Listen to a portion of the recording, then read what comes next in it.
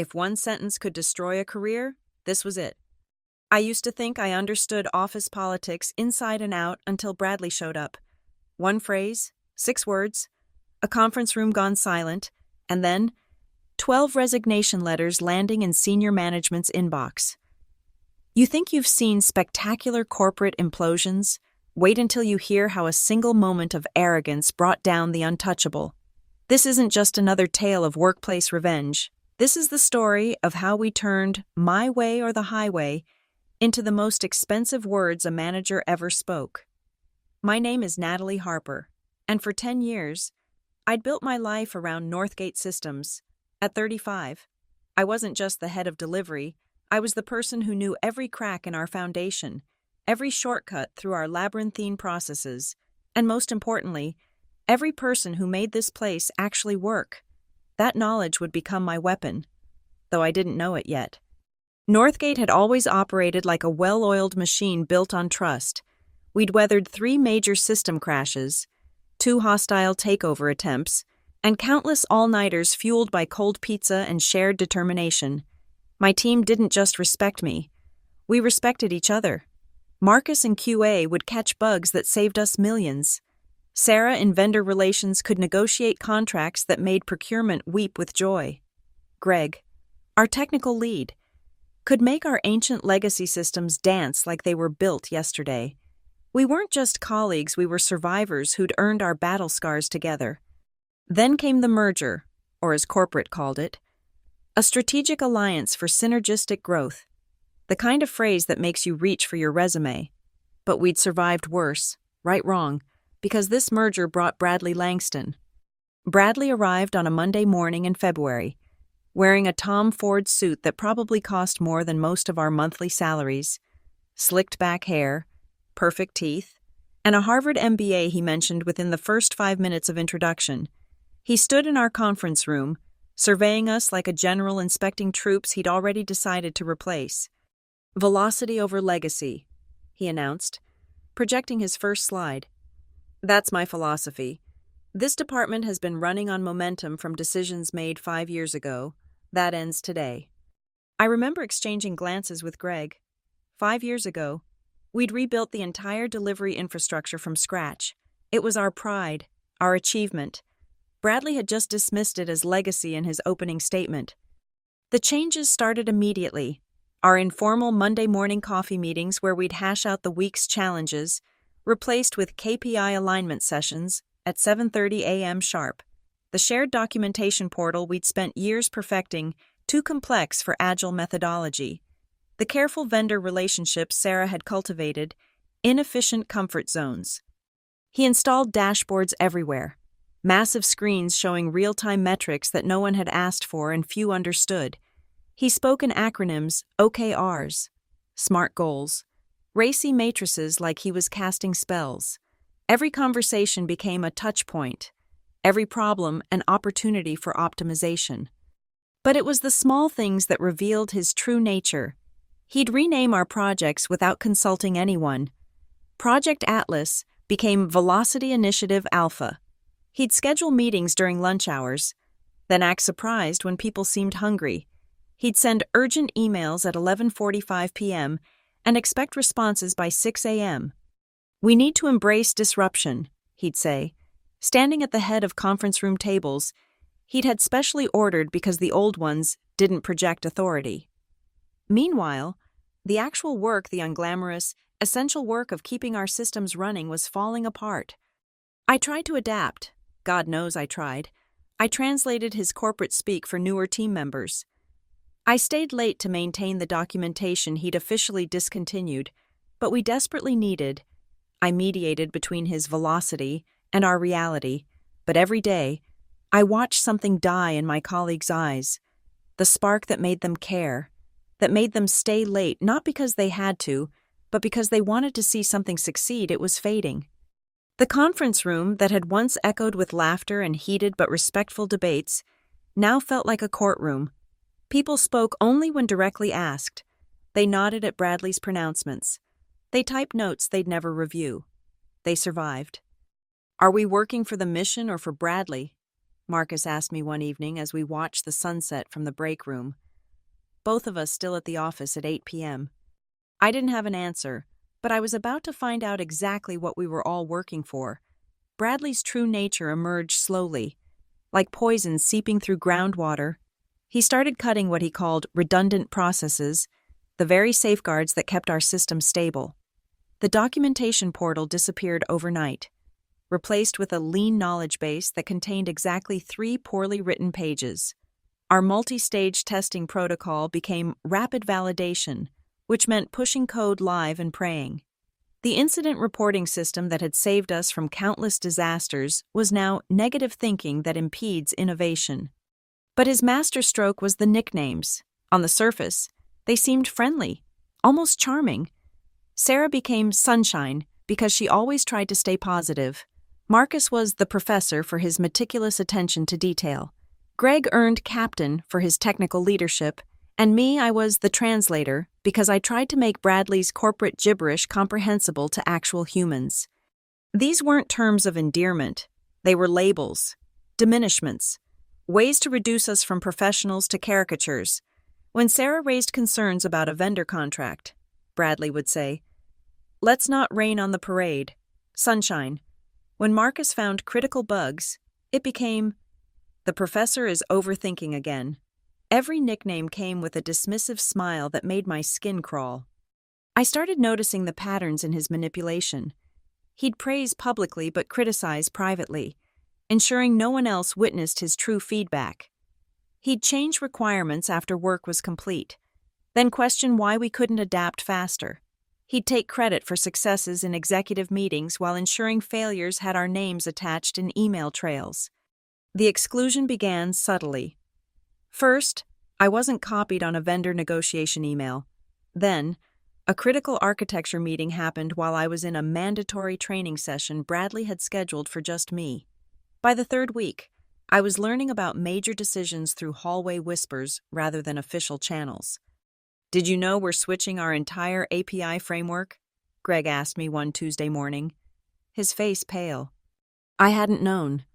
The decision had been made in a strategic alignment session that happened to occur during my dentist appointment, the one Bradley had insisted I couldn't reschedule because personal health is paramount to velocity. The atmosphere shifted from collaborative to paranoid. People started BCCing personal emails on every communication. Conversations died when Bradley entered rooms.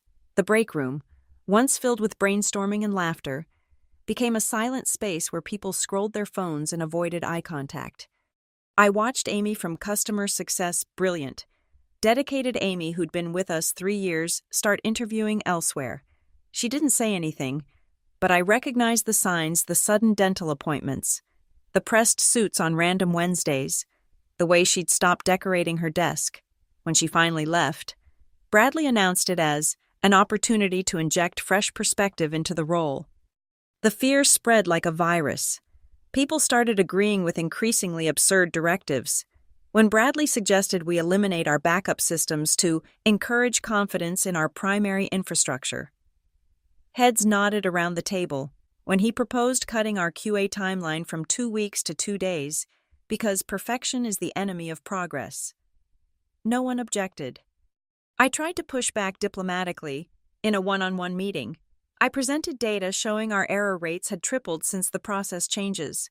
Bradley leaned back in his chair, my old chair, actually, which he'd claimed because it projected more authority, and smiled that practiced smile. "Natalie, Natalie, Natalie," he said, using my name like a parent scolding a child. "You're thinking like a manager when you need to think like a leader. These aren't errors. They're learning opportunities. Our stakeholders don't care about perfection. They care about velocity. Our stakeholders care about their data not disappearing."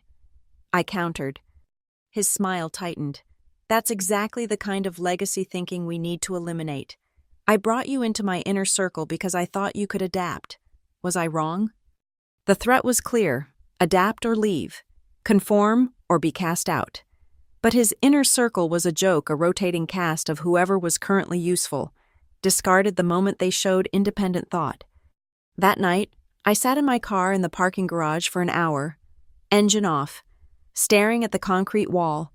10 years of my life, 10 years of building something meaningful. And in just 8 weeks, Bradley had turned it into a fear factory where everyone smiled while drowning. My phone buzzed. A text from Greg. He's looking for friction. Anyone who pushes back gets labeled as resistance. Be careful.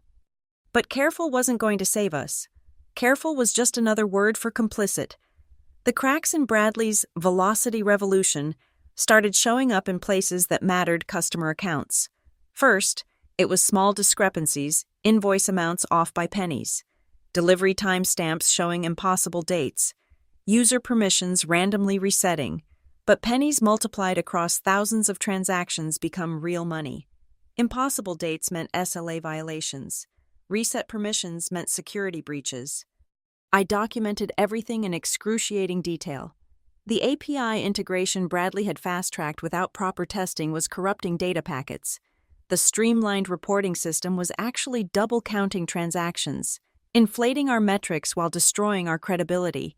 The backup systems he'd eliminated meant we couldn't even restore clean data when things went wrong. 3 months into Bradley's reign, we lost our first major client, Peninsula Financial, worth $8 million annually. They cited systemic reliability issues in their termination notice. Bradley spun it as strategic account optimization, claiming we deliberately shed low-margin business. Those of us who knew Peninsula had been our highest margin account said nothing. What was the point? I tried one more time to raise the alarm.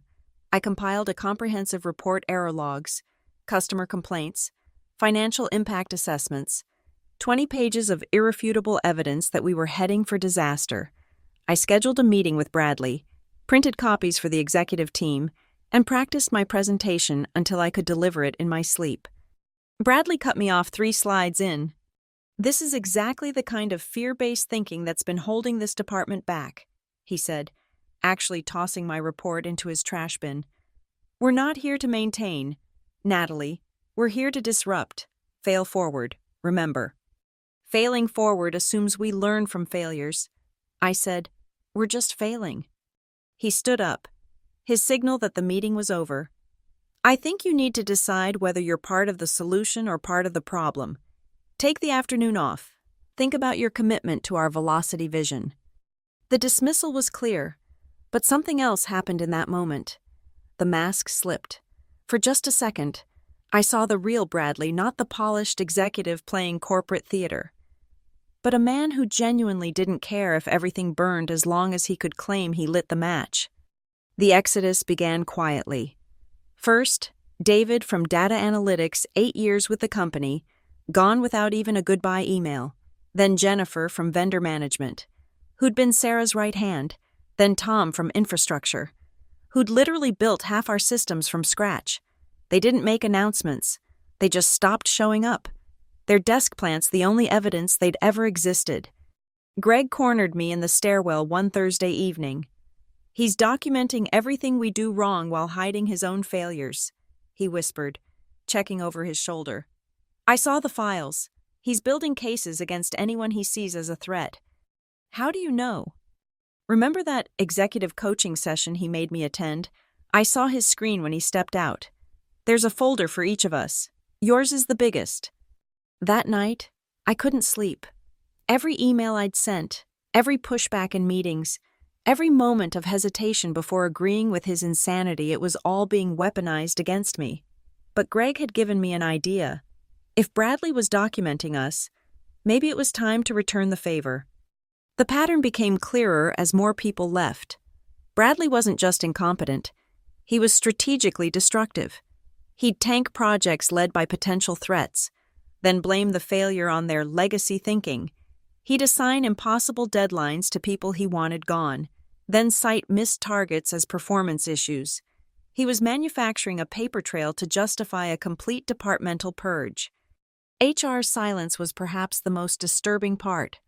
Tara, our HR director who'd always had an open door, suddenly became unavailable. Her assistant scheduled meetings 3 weeks out, then canceled them last minute. Complaints disappeared into a void. Exit interviews were conducted by Bradley himself. A conflict of interest so blatant it would have been laughable if it weren't so sinister. Marcus was the breaking point for many of us. Steady, reliable Marcus, who'd never missed a deadline in 6 years. Bradley assigned him a critical security audit with 3 days' notice, a job that typically took 2 weeks. When Marcus explained the impossibility, Bradley publicly questioned his competence in front of the entire team. "Maybe the professor needs to go back to school," Bradley said, that poisonous smile never wavering. "In the real world, we adapt to market demands." Marcus submitted his resignation that afternoon. No notice period, no transition plan. He just walked out, leaving his company laptop on his desk with a sticky note that read, "Adapted to market demands." By the end of that week, we'd lost 5 more people. The department that had once housed 32 professionals was down to 19, and those who remained were either too scared to leave or secretly interviewing elsewhere. But something else was happening. The survivors started talking, really talking, in hushed conversations in the parking garage, in coded messages on personal phones, in glances that said more than words ever could. We were finding each other in the wreckage, and we were angry. The collapse wasn't coming, it was here. The question was whether Bradley would bury us in it, or whether we'd find a way to make sure he went down instead. I started building my insurance policy the day after Marcus left. A folder on my personal laptop, encrypted and backed up to 3 different cloud services. I named it simply FYI, for your information. Innocent enough if anyone asked, devastating if anyone looked inside. Every email Bradley sent went into the folder. Every system log showing his direct orders that caused failures. Every timestamp proving he'd been informed of critical issues and ignored them. Screenshots of Slack messages where he contradicted himself, sometimes within the same conversation. Meeting recordings where he promised one thing to executives and demanded the opposite from us. The folder grew from megabytes to gigabytes, a digital monument to institutional destruction. But I wasn't just collecting evidence, I was building a network. It started with the new hires, the ones Bradley had brought in to replace our legacy thinkers. They'd arrive bright-eyed and eager, armed with the latest buzzwords and aggressive enthusiasm. Within 2 weeks, that enthusiasm would crack. Within a month, they'd be sending me private messages asking for help. The documentation is gone. Lisa, a new project manager, messaged me at 10:30 p.m. on a Tuesday. "Bradley said to figure it out myself, but I don't even know what our systems are supposed to do. Meet me in the south stairwell tomorrow at lunch," I replied. "Bring your personal laptop." These stairwell sessions became my secret university. I'd spend 30 minutes teaching what Bradley had destroyed, sharing the real processes that actually kept things running. No official trail, no company resources, just knowledge passed like contraband in a prison. Lisa, Kevin, Roberto, Anna, they all came seeking truth in a department built on lies. The beautiful irony was that Bradley's own hires became my most valuable allies. They'd been sold a vision of innovation and transformation. Instead, they'd walked into a war zone where their leader was the one dropping bombs. Their disillusionment was swift and complete. He told me I'd be leading cutting-edge development. Kevin confided during one session, "Instead, I'm just cleaning up disasters and pretending they're features." I taught them, but they taught me too. They showed me Bradley's private Slack channels where he mocked the old guard. They forwarded emails where he took credit for their work. They recorded meetings where he promised them promotions that would require firing current staff. Each piece of information went into the FYI folder, carefully cataloged and cross-referenced. Greg became my technical documentation specialist. Every system failure got a detailed post-mortem that Bradley would never see. Sarah tracked vendor complaints that Bradley deleted from the official record. Even people who'd left stayed connected, feeding information from their new positions about how Bradley was spinning their departures to executives. Then came the anonymous email that changed everything. It arrived at 2:17 a.m. on a Sunday, from an address that would self-destruct after one viewing. The subject line read, "You're not his first." Attached was a PDF, 43 pages of documentation from Bradley's previous company, Zenith Technologies. The parallels were eerie, the same velocity over legacy presentations, the same systematic destruction of processes. the same exodus of talent, and the same ending. Zenith's entire technology division collapsed 6 months after Bradley left, taking half the company's value with it. But the last page was the revelation, a memo from Zenith's board of directors, leaked by someone who wanted the truth known. Mr. Langston's departure is voluntary to avoid prolonged legal action.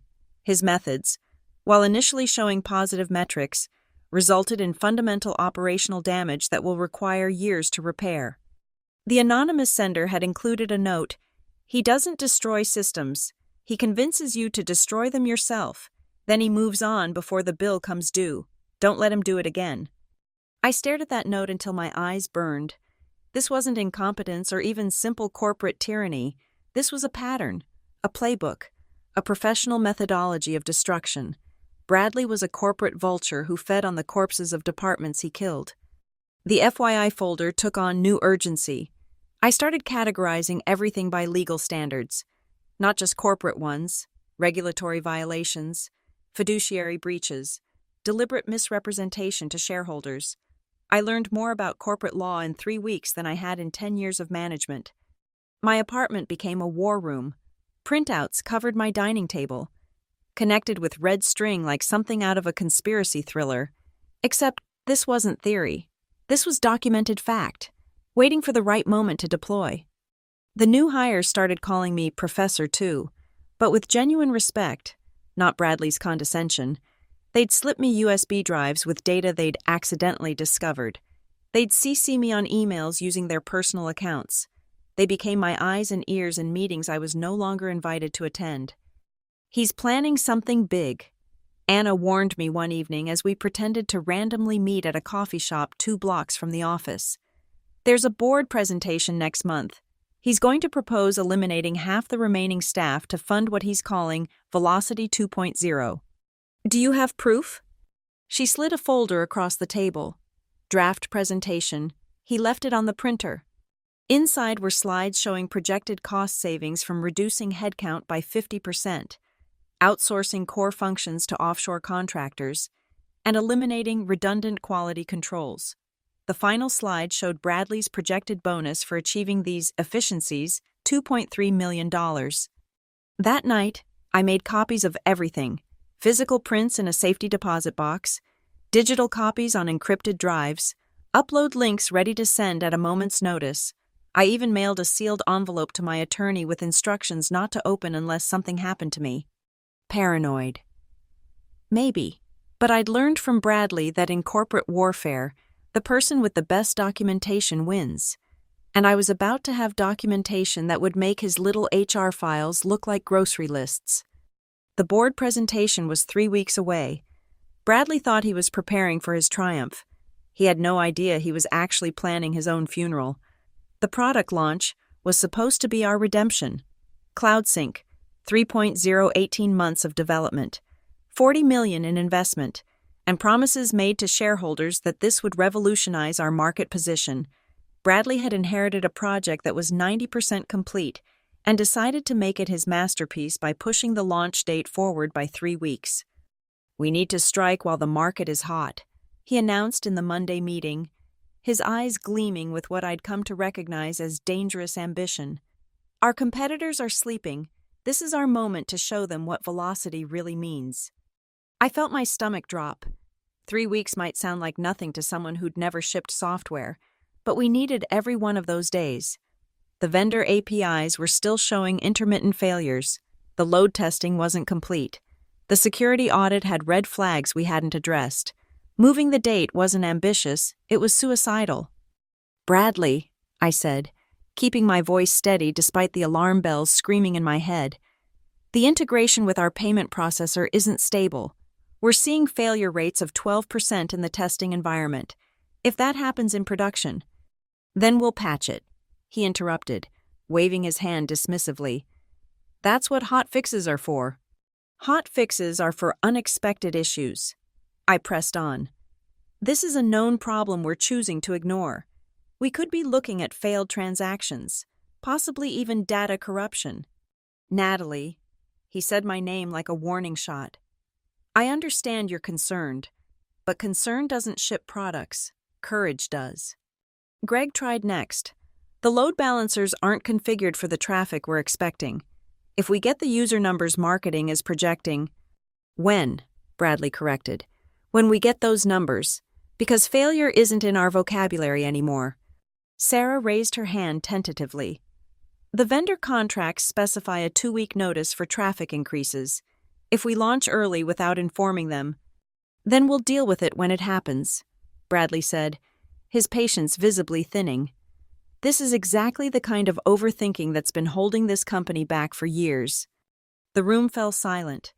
Everyone could feel the tension building like static electricity before a lightning strike. This wasn't a discussion anymore. It was a declaration. I looked around the table at my remaining colleagues. Greg's jaw was clenched so tight I could see the muscles twitching. Sarah was staring at her laptop screen, fingers frozen over the keyboard. The new hires Bradley had brought in looked confused, caught between their trained instinct to agree with the boss and the obvious technical reality that this was insane. I need everyone to understand something, Bradley said. Standing up and walking to the whiteboard, he drew a single line dividing it in 2 halves. On one side, he wrote yesterday, and on the other, tomorrow. Everyone in this room needs to decide which side they're on. Yesterday is comfortable. Yesterday is safe. Yesterday is why our stock price has been flat for 3 years. He turned to face us, marker still in hand like a weapon. Tomorrow is uncertain. Tomorrow is risky. But tomorrow is where fortunes are made. He paused, making eye contact with each of us in turn. When he reached me, he held my gaze longer than the others. So I'll make this simple.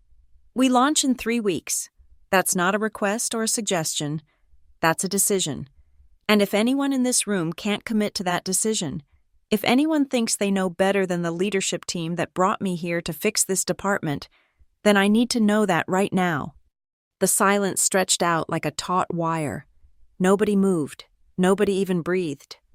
Because, he continued, his voice dropping to almost a whisper, there's no room on this team for people who don't believe in our vision. It's my way or the highway. Those are your only options. But the words hung in the air like a toxic cloud. It's my way or the highway.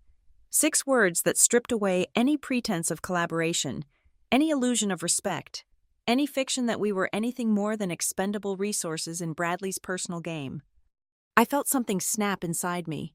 Not break snap into place, like a puzzle piece finally finding where it belonged. 10 years of building, of caring, of believing in something bigger than myself. And it all came down to this moment.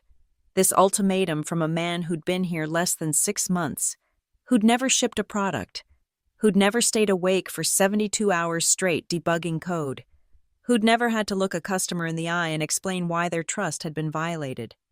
I closed my laptop slowly, deliberately. The soft click echoed in the silent room. Then I'll take the highway, I said, my voice barely above a whisper but carrying more weight than any shout. I stood up, gathered my things with careful precision. My notebook, my pen, my phone. I didn't look at Bradley. I didn't look at anyone. I just walked to the door, opened it, and stepped through.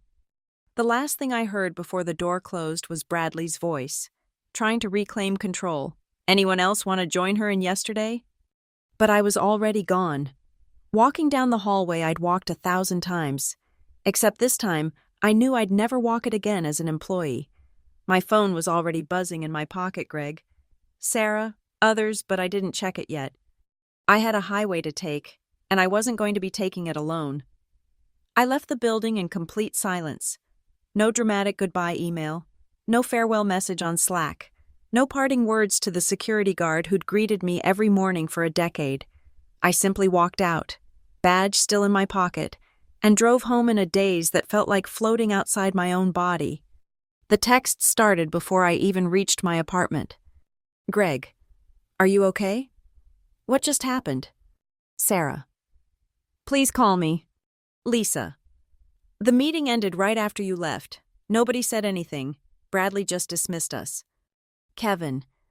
That was the bravest thing I've ever seen. I didn't respond to any of them. Not yet. I needed to process what had just happened.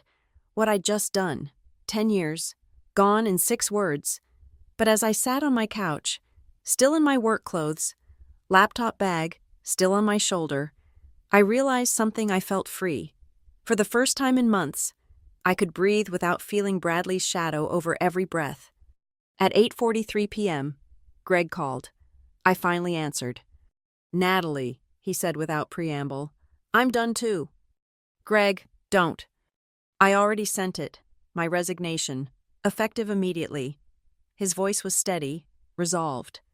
"I've got 3 months of savings and a spine that still works. I'm not staying to watch him destroy everything we built." "This is exactly what he wants," I said, even though part of me was relieved. "He wants the old guard gone. Then he can have it, but he's going to learn what happens when the people who actually know how things work all leave at once." By 10 p.m., my phone was a symphony of notifications. Sarah had resigned. Marcus's entire remaining QA team, 3 people who'd survived the first purge, submitted their notices together. Jennifer from infrastructure, Paolo from customer success, even Anna, one of Bradley's own hires, sent her resignation from her personal email with a note. "I came here to build something. I'm leaving because someone taught me what building really means. Thank you for the stairwell sessions." By midnight, the count was at 12. I opened my laptop and logged into my personal email. There they were, copies of resignation letters, each person CCing me like I was somehow still their manager, still someone who needed to know. Some were professional and brief, others were detailed catalogs of grievances.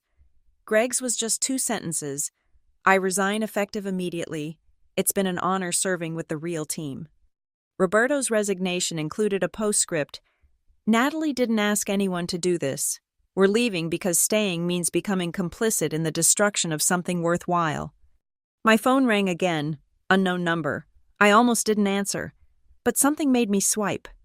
Natalie. It was Tara from HR, calling from her personal phone.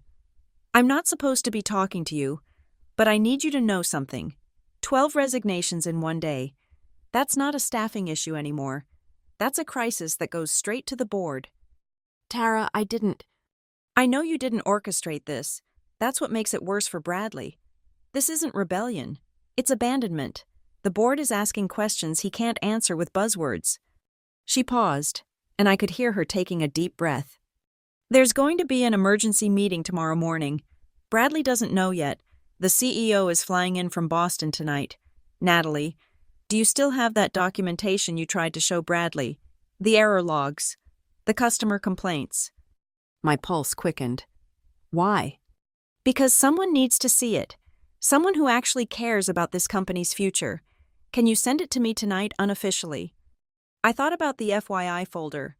Gigabytes of evidence waiting to be deployed. "I'll do better than that. Check your personal email in an hour." I spent the next 55 minutes crafting the most important email of my career. Not to Tara, that would come later, but to the 12 people who'd just bet their careers on principle. The subject line was simple: "Thank you." The body read, "You didn't follow me. You followed your own integrity. Each of you made an individual choice to refuse to be complicit in the dismantling of something meaningful. That takes courage. I didn't know still existed in corporate America." I don't know what comes next for any of us, but I know this: we left on our own terms. We chose the highway over surrendering our principles, and sometimes that's the only victory that matters. Tomorrow, Bradley will spin this as clearing out the deadwood. Let him. We know the truth. The people who actually built and maintained the systems he's claiming to revolutionize are gone. Let's see how much velocity he can achieve when there's no one left who knows how to start the engine. Stay in touch. Something tells me this story isn't over. I hit send, then opened a new message to Tara. Attached was everything the FYI folder compressed into a single, damning file: error logs, failed customer interactions, security vulnerabilities, vendor complaints, financial projections based on false data, and the crown jewel, the PDF about Bradley's history at Zenith Technologies. The subject line: "The real cost of velocity." At 1:14 a.m., as I finally changed out of my work clothes for the last time, my phone buzzed with one final text. It was from Lisa. the newest of the new hires. 13. I just sent mine too. He said it was his way or the highway. Turns out the highway is where all the good people are. I smiled for the first time all day. Bradley wanted to move fast and break things. He was about to learn what happens when the things that break are the people holding everything together. The call from Tara came at 7:22 a.m. the next morning. "The board is in full crisis mode," she said without preamble. The CEO walked into a war room at 6 a.m., 13 resignations overnight, including every single person who understood the legacy systems. The CloudSync launch is in 3 weeks, and there's literally no one left who knows how to deploy it. I poured myself coffee, trying to keep the satisfaction out of my voice. That sounds like Bradley's problem to solve. He's all about velocity, right? Natalie, I need you to understand something. What I'm about to tell you is completely off the record. I could lose my job for this. Go on. The board has launched an internal audit, not just of the department of Bradley specifically. Your documentation started it, but they're going much deeper. They've hired an external firm to review everything, every decision, every email, every metric he's reported. I set down my coffee cup carefully. How deep? They're pulling security footage. They're reviewing badge access logs. They're interviewing the people who resigned. Natalie, they found something in the financial reports. The numbers Bradley's been showing the board don't match the actual system data. He's been manipulating the dashboards. Of course he had. The dashboards nobody understood except the people who just left. There's more. Tara continued. Remember Peninsula Financial? The client we lost. They're considering legal action. They're claiming breach of contract due to the system failures. Bradley told the board they left for competitive pricing, but Peninsula sent a formal complaint letter that he never forwarded to legal. My mind raced. This wasn't just incompetence anymore. This was potential fraud. The CEO wants to talk to you. Tara said, unofficially, off-site, today if possible. I don't work there anymore, remember? Which is exactly why he can talk to you freely, Natalie. He used the phrase whistleblower protections. This is serious. I agreed to meet Richard Morrison, our CEO, at a coffee shop downtown at 2 p.m. I'd seen him maybe 5 times in my 10 years at the company, always at all-hands meetings where he seemed like a distant figurehead. But when he walked in, I saw something I'd never seen before, genuine panic. 13 people, he said, sitting down heavily. 13 critical people gone overnight. Do you know what the board asked me this morning? They asked how one person could destroy an entire department in 6 months without anyone noticing. People noticed, I said quietly. People tried to warn you. He had the grace to look ashamed. I know. I've seen your emails now. The ones Bradley intercepted and never forwarded. I've seen Greg's concerns, Sarah's vendor warnings, the security alerts from Marcus that Bradley classified as pessimistic projections. Richard pulled out a tablet, showing me a graph. This is what Bradley showed us last week. Record efficiency, costs down 30%, productivity up 45%. He swiped to another screen. This is what the audit found. Actual efficiency down 60%. Costs temporarily down because he stopped paying for critical services. Productivity measured by his made-up metrics that don't correlate to any real business outcomes. Why are you showing me this? Because I need to know how bad it really is.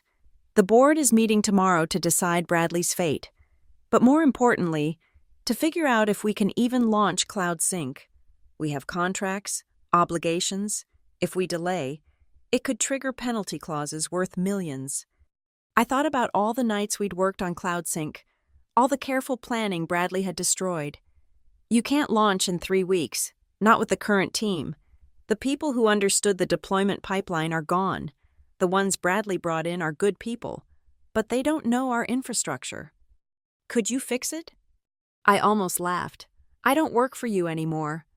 But could you, if you came back, brought the others back, could you save the launch? That's not the question you should be asking, I said, leaning forward. The question is whether Bradley will still be there tomorrow, because not one of those 13 people will come back while he's in the building. Richard nodded slowly. The board meeting is at 9 a.m. tomorrow. By noon, we'll have a decision. And if he's gone, then I'll be calling you at 12:01 to beg. That evening, my phone became a confessional. People still at the company. People too scared to leave but desperate to contribute to Bradley's downfall. Sent me everything. Screenshots of him taking credit for other people's work. Recordings of him promising promotions that required firing current staff. A particularly damning email where he explicitly told someone to hide system failures from the board review. But the most interesting message came from an unexpected source, Bradley's executive assistant, Margaret, who'd been with the company for 20 years. "I've watched 7 department heads in my time," she wrote. "Good ones, bad ones, incompetent ones, but I've never seen anything like this. He's not trying to build anything. He's just trying to destroy enough to make rebuilding look like innovation. I thought you should know I've been documenting everything too. Every meeting he took, every call he made, every time he asked me to alter meeting minutes. It's all yours if you need it." I forwarded everything to Tara, who confirmed she was adding it to the audit file. The investigation that had started as a response to mass resignations was turning into something much bigger, a complete excavation of how one person had weaponized corporate politics to destroy a functioning department. At 11:47 p.m., Greg texted our group chat. "Anyone else unable to sleep? This feels like Christmas Eve, if Santa was coming to fire someone."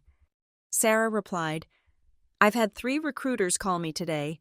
Word is already out that Northgate's entire delivery team is available." Roberto added, "My LinkedIn is blowing up.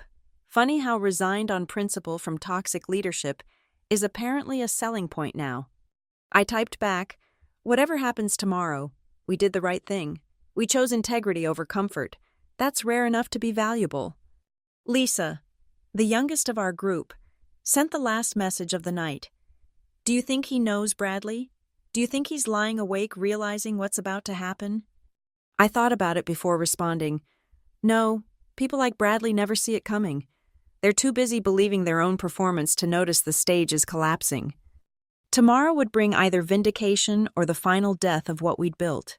Either way, 13 people had stood up and said, "Enough," in corporate America. That was its own form of revolution. Bradley walked into the office at 8:15 a.m. that Thursday morning, same as always, venti cold brew in hand, Tom Ford suit pressed to perfection, that practice smile ready to deploy. He had no idea that the board had been meeting about him since 7 a.m. He had no idea that his entire kingdom had already fallen. I know this because Margaret, his executive assistant, texted me play-by-play updates from her desk. He just asked me to schedule his usual 9 a.m. velocity sync. I told him it was canceled. He asked why. I said, "You'll find out. First time I've seen him speechless." At 9:20 a.m., Tara walked to Bradley's office with 2 security guards and a banker's box. The entire floor watched through the glass walls as she handed him a single sheet of paper. His termination, effective immediately. He tried to argue, Margaret reported. Said he needed time to transition his projects. Tara just pointed at the security guards. "He's being escorted out now." I was sitting in the coffee shop across the street, laptop open, watching the building entrance. At 9:37 a.m., I saw him emerge, flanked by security, carrying that pathetic banker's box that held 6 months of his revolutionary leadership. He still had the cold brew in his other hand, but his perfect smile was gone. Greg was sitting next to me. We watched in silence as Bradley stood on the sidewalk, seemingly unsure where to go. His company Tesla was in the executive parking garage, but his keycard wouldn't work anymore. He had to call an Uber. Standing there in his expensive suit with his box of meaningless possessions, just another failed executive waiting for a ride. "You know what the saddest part is?" Greg said quietly. "He'll land somewhere else in 3 months. Update his LinkedIn to say he successfully transformed organizational structure at Northgate Systems, and some other company will hire him to do the same thing." At 12:01 p.m., exactly as promised, Richard Morrison called me. "Bradley Langston no longer works for Northgate Systems." he said without preamble. "The board has authorized me to offer you your position back, with a 20% raise and the title of Senior Vice President of Delivery Operations. Full autonomy to rebuild the department as you see fit." And the others? Anyone who resigned in the last week has a standing offer to return at their previous salary, plus 10%. We're also offering signing bonuses equivalent to 1 month's salary as an apology for what they endured. I need to discuss it with them. Natalie, we need an answer by tomorrow. The CloudSync launch will be delayed by 6 weeks. I interrupted. That's non-negotiable. We'll need that time to stabilize the systems Bradley destroyed and properly test everything he rushed. The penalty clauses will cost less than launching a broken product. There was a pause. You've thought this through. I've had 6 months to think it through. That evening, all 13 of us met at Greg's house. We sat around his dining room table, the same table where we'd once planned product launches and celebrated successes back when work felt like building something meaningful. We could walk away, Sarah said. All of us have other offers. We could leave Northgate to deal with its own mess. We could. I agreed. But CloudSync is our baby. We built it. Do we really want to see it fail because of Bradley? Lisa, the youngest among us, raised her hand like we were in a classroom. What if we go back and he's just replaced by another Bradley? Then we leave again, Roberto said simply. But this time, they'll know we can. That's power. We voted, unanimous. We'd return, but on our terms, contract clauses protecting us from future Bradleys, direct reporting lines to the CEO for critical issues, and most importantly, a voice in hiring any future leadership. The next morning, we walked back into Northgate Systems together. The same security guard who'd watched me leave in silence now smiled broadly. Welcome back, Miss Harper. Welcome back, all of you. The department was a ghost town, empty desks, dark monitors, abandoned projects, but there, in the middle of it all, was a single post-it note on Bradley's old office door. Someone had written just one word, Godspeed. I turned to the team, my team, the real team. 6 weeks to save CloudSync. Who's ready to show them what actual velocity looks like? The cheer that went up could probably be heard in Bradley's Uber, wherever he was heading. 3 months later, CloudSync launched flawlessly. No data corruption, no system failures, no customer complaints. The board called it a miracle. The tech press called it a comeback story. We called it Tuesday, just another day of doing the job right. Bradley updated his LinkedIn to say he'd successfully implemented transformation initiatives at Northgate. He never mentioned the 13 resignations, the board investigation, or his termination. Last I heard, he was interviewing at another tech company, promising to bring his velocity over legacy philosophy to their engineering department. I thought about warning them. Then I remembered some lessons have to be learned the hard way, and sometimes the highway really is the better choice. But here's what Bradley never understood, what people like him never understand. You can't build velocity by destroying the engine. You can't create innovation by silencing experience. And you definitely can't lead people who've discovered they have the power to simply walk away. We didn't just take the highway, we turned it into a 12-lane interstate, and Bradley's career was the roadkill. Thank you so much for listening to this story of corporate karma and standing up for what's right. I'd love to know where you're listening from. Drop a comment below, and let's connect. If this story resonated with you, please subscribe to the channel and share your own experiences with toxic leadership. Have you ever had your own my way or the highway moment? Let me know in the comments. Your stories inspire mine.